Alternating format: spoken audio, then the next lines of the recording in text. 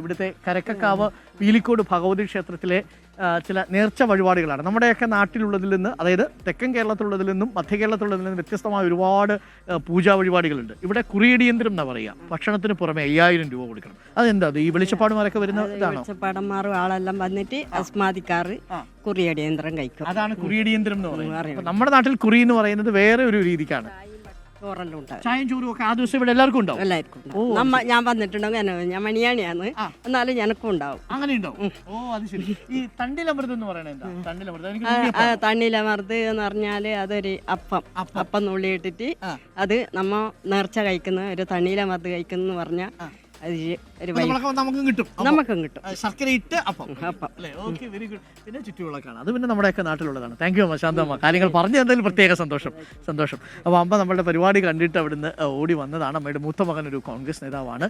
വളരെ മണ്ണിനോട് ചേർന്ന് നിൽക്കുന്ന മനുഷ്യരാണ് കേട്ടോ പല നേതാക്കന്മാരും. അതൊക്കെ വളരെ സന്തോഷമുള്ളൊരു കാര്യം.